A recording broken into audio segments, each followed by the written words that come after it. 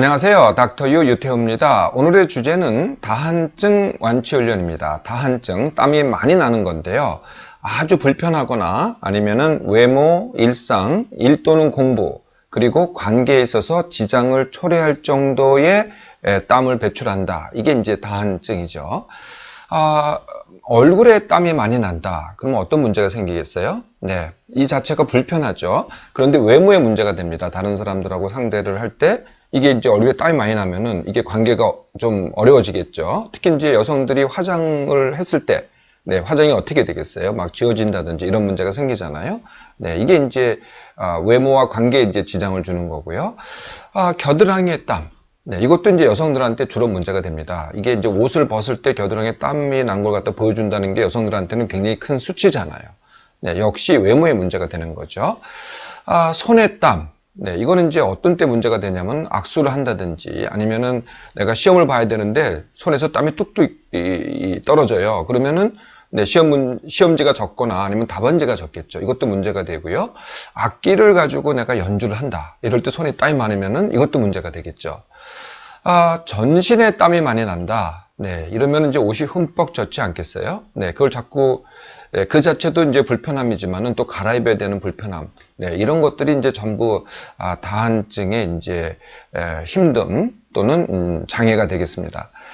다한증과 동반되는 증세들이 몇 개가 있어요. 그게 이제 첫 번째가 냄새죠. 네, 그러니까 이제 이 겨드랑이에서 냄새가 나면 액취증, 발에서 냄새가 나면 발냄새, 그냥 우리가 땀 냄새라고 하기도 하고요. 이렇게 냄새가 하나가 있고요. 또 하나는 이 동반하는 게 손발 냉증, 그러니까 수족 냉증이라 그러죠. 손발 차가움, 이것도 동반하는 경우가 있어요. 그런데 여기서는 이거 냄새라든지 또는 수족 냉증은 따로 이 해결을 하셔야 돼요. 사실 방법이 좀 다르거든요. 네, 크게 봐서 원인은 같지만 그래도 따로 보셔야 됩니다. 방법이 다르기 때문에. 그래서 요거는 제가 이미 그 수족 냉증에 대해서는 완치훈련 말씀드린 적이 있고요. 냄새, 몸 냄새에 대해서도 제가 글로는 다뤘는데 혹시 나중 기회에 다시 한번 이거는 강의를 해드리도록 할게요. 해결책이 좀 다릅니다. 다한증을 증세로 갖고 있는 병도 있어요. 대표적인 병이 갑상선 기능 항진증, 네, 또는 또 폐경기 증상 때도 땀이 막 많이 나오잖아요. 네, 이럴 때가 이제 증세가 되는데 이럴 때는 사실은 다한증만 증상이 아니고 다른 많은 또 증상들이 있잖아요. 그래서 이런 경우는 이제 원인병을 고치면은 다한증도 같이 고쳐지는 거죠. 네, 오늘의 강의는 다한증 그 자체입니다. 다한증, 땀을 많이 내는 거니까 당연히 뭐가 문제겠어요? 네, 만약에 이제 땀샘이 문제가 되겠죠. 네, 땀샘이 많다거나 땀샘이에서 땀을 갖다 많이 배출한다거나 이런 문제이겠죠. 땀샘에다가 명령을 하는 게 있어요. 땀을 많이 배출하라고. 그 명령을 하는 게 신경인데 어떤 신경이냐면은 자율신경 중에서 교감신경입니다. 그래서 교감신경이 과활성화, 지나치게 활성화됐을 때가 이 땀샘에다가 명령을 하죠. 땀을 많이 배출하라고. 네, 그래서 그간의 치료를 보면은요, 이 땀샘하고 교감신경에 맞춰져 있어요. 네, 그래서 제일 흔히 쓰는 치료가 뭐냐면은 바르는 약입니다. 네, 이제 손바닥에 바르든지 얼굴에 바르든지 하는데요. 이게 이제 바를 때만 이게 바를 때만 이게 효과가 있거든요. 그래서 바르는 방법이 이제 잘 때 바르고요. 얼굴이라면은 손이라면 잘 때 바르고 아침에는 이제 다 씻어냅니다. 만약에 얼굴에 바른다고 낮에 얼굴에 바르면 어떻게 되겠어요? 땀이 나는데 이게 굉장히 화장하기도 어렵고 어렵지 않겠어요? 손도 어렵겠죠. 낮에 만약에 바른다면은. 네, 이게 악수를 해야 되는데 이게 약 묻은 손으로 악수할 수 없죠. 손을 자주 씻으면은 또 약 효과가 떨어지겠죠. 네, 그래서 효과가 있긴 있는데 효과가 일시적이고 쓸 때만 효과가 있다. 네, 이게 이제 바르는 약입니다. 두 번째 방법이 이온 영동요법이라고요. 영어로는 이온토포레시스라고 하는데요.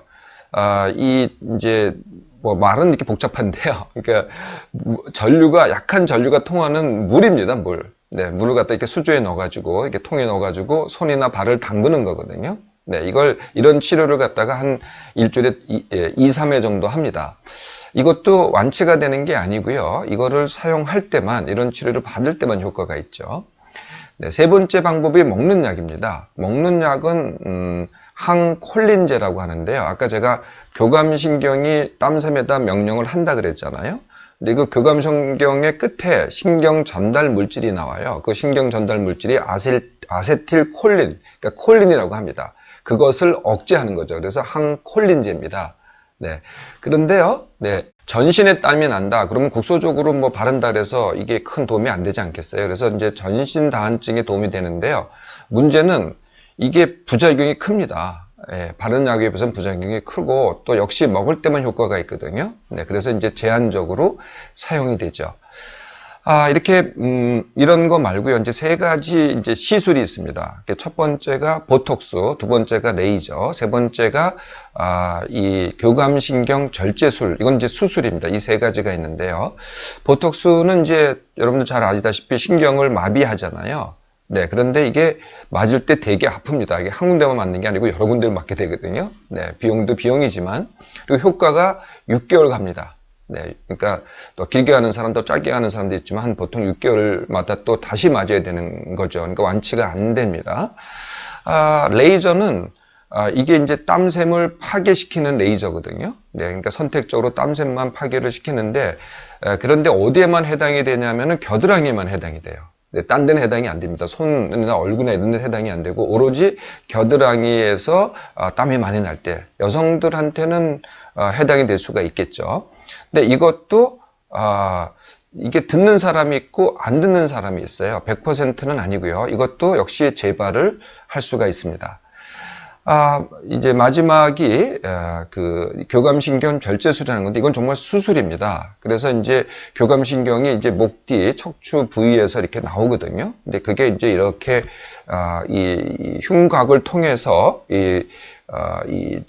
겨드랑이를 통해서 이렇게 팔로 갑니다. 이렇게 이제 이어지는데 그 나오는 그 부위에서 흉곽경, 네, 그러니까 내시경을 갖다 거기다 넣어요. 양쪽에다 넣어가지고 그 교감신경 갖다 이렇게 자르는 거죠. 네. 그래서 이렇게 이제 시술을 해서 효과가 좋은데요. 이것도 재발하기가 쉽습니다. 재발하는 경우가 상당히 있습니다. 수술도 수술이지만은요.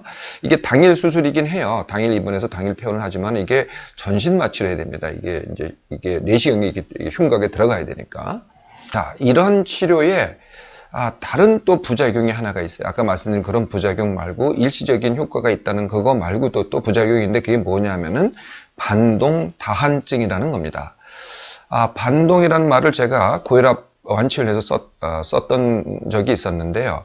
그러니까 이제 고혈압을 예로 든다면은 고혈압을 이제 원래 혈압이 이 정도로 높았어요. 그러면 이제 약을 먹으면 이렇게 내려갈 거 아니에요? 근데 약을 끊으면은 이제 다시 올라가잖아요. 다시 올라가는데 원래의 고혈압으로 올라가는 게 아니라 더 올라갑니다. 이걸 갖다가 반동이 있다 그러죠. 반동 고혈압을 하거든요. 네. 이 똑같은 비슷한 원리인데요. 내가 손에 땀이 남는 걸 어떤 식으로든 내가 막았어요. 그런데 다른 데에서 땀이 나는 거예요. 몸의 다른 부위에서. 네. 겨드랑이에서 땀이 나는 걸 막았더니 뭐 손에서 땀이 더 난다든지 또는 뭐 얼굴에서 땀이 더 난다든지 이런 식이 돼버리는 거예요. 그러니까 반동 다한증이죠.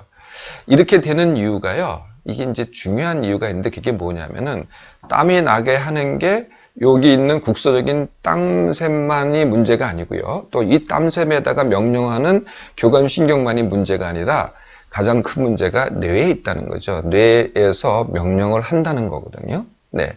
요 뇌에 생기는 것을 회로라고 합니다. 그러니까 다한증 경우에는 다한증 회로가 되겠죠. 뇌회로에 대해서는 제가 여러 번 말씀드린 적이 있어요. 이 뇌회로가 가장 알고 보면은 가장 근본적인 원인이 되는 거죠. 이 뇌의 그 다한증 회로는요, 이게 한 번에 생기거나 저절로 생기는 게 아니에요. 이게 한 번 내가 어떤 좀 상처가 되는 마음의 상처가 되는 그런 경험을 했어요. 누구랑 악수를 했는데 그 사람이 너 손에 왜 이렇게 땀이 많어? 라고 지적을 한 겁니다. 그럼 굉장히 무안해지겠죠. 다음에 또 악수를 할 때 그때 그 생각이 나요. 이건 나 손에 또 땀이 나면 어떡하지? 라고 내가 불안해해요. 예, 그러면은 또 그 사람을 만날 때 또 그렇게 됩니다. 그 사람이 아니더라도 다른 사람 만나고 악수할 때도 그 광경이 생각이 나서 땀이 더 나죠. 네. 이 땀만 더 나는 게 아니라요. 내 마음이 불안해지죠. 그리고 뭐 전신에 땀이 나기도 하고요. 얼굴이 또 붉어지기도 하고 이런 내 몸에 반응을 일으킵니다. 단지 국소적인 문제가 아니죠.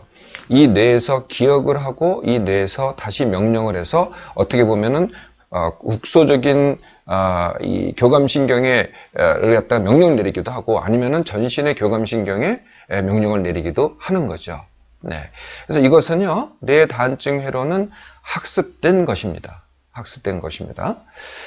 자, 이게 이제 가장 큰 이유고요. 그 외의 원인은 제가 모든 병의 원인이라고 하는 거 바로 그 원인들입니다. 첫 번째, 힘들고 지나치면은, 즉 스트레스 받으면은 더 그래요. 두 번째, 예민한 사람들이 더 그렇고요. 세 번째, 잠을 잘 못 자거나 불면인 경우에도 그렇고요. 생각 과다인 경우 그렇고요. 운동 안 하는 경우, 네, 특히 숨찬 운동입니다. 그리고 이제 중요한 포인트 하나가 있는데요. 비만이면은 더 그렇습니다. 자, 이제 원인을 아셨죠? 네, 완치훈련도 그렇게 원인을 아니까. 네, 근데 원인에 대한 치료는 아까 약이나 시술이나 주사가 아니라는 건 여러분도 아시죠? 네, 다 원인은 지금 약, 주사, 시술을 해결할 수 없잖아요. 네, 다 훈련으로만 가능합니다. 자, 완치훈련 역시 원인을 해결하는 훈련이죠. 다시 기본 훈련은 내 몸만 회복 훈련. 네, 같은 시간에 일어나기, 같은 시간에 밥 먹기, 그리고 10% 기력 남기기. 하루에 내가 뭐 일상을 하거나, 뭐 일을 하거나, 공부를 하거나, 아니면은 놀거나, 모임을 하거나, 이 모든 걸 합쳐서 10% 기력 남기기. 그 다음에, 예민한 분들은 둔감 훈련, 비숙면이거나 불면인 분들은 숙면 훈련, 생각이 많거나, TV, PC, 스마트폰 많이 보시는 분들은 그거 줄이기, 생각 줄이기 또는 생각 중지 훈련. 네, 여기까지 되시면은 이제 한 1, 2주 하시면은 기력이 생겨요. 기력이 남거든요. 그러면 이제 그 다음 완치 훈련 할 준비가 된 거죠. 그 다음 완치 훈련은 당연히 다한증 회로 깨기입니다. 네, 그래서 이제 만약에 누구랑 악수하는데 내가 땀이 많이 나잖아요. 네, 그러면 여지껏은 어떻게 했어요? 가급적이면 이걸 회피하려고 했죠.